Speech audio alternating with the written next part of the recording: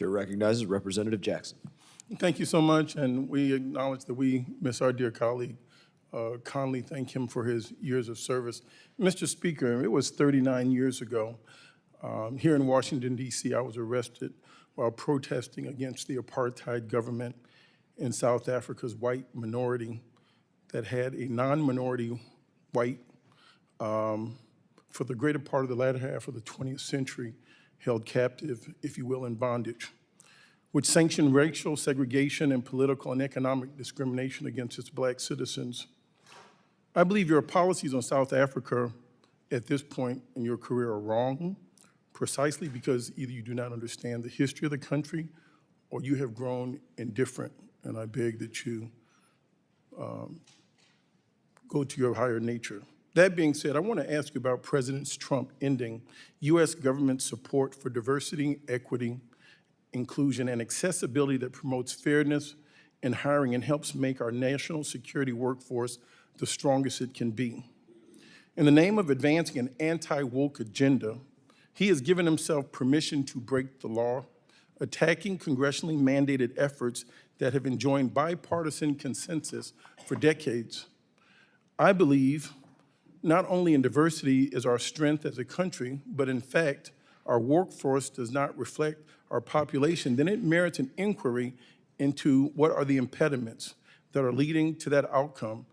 Would you agree with that latter statement, that diversity is our strength? I think unity is our strength. Okay, that well, we're a diverse furthermore, nation is important. while but those unity words is our you would strength. think that they were mine, they actually are recorded from you in your Senate hearing in July of 2022. Further, do you believe that following the law is important, yes or no?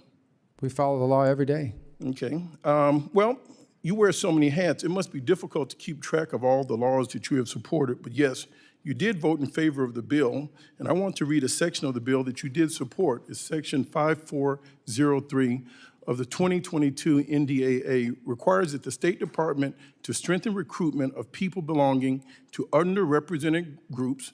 I know Mr. Trump has asked you all not to say that as cabinet officials, and I hope you have the guts to tell the president on some matters he is simply wrong. Mandating outreach to universities, employees' affinity groups, and expanding paid student internships are among the actions. So I would like to know, do you stand by strengthening diversity within the ranks of the State Department?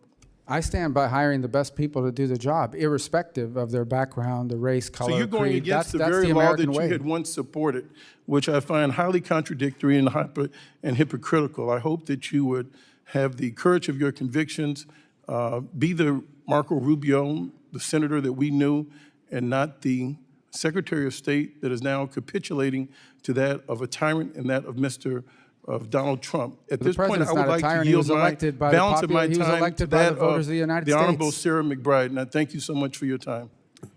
The president was elected, as far as I recall. I've yielded my time, sir.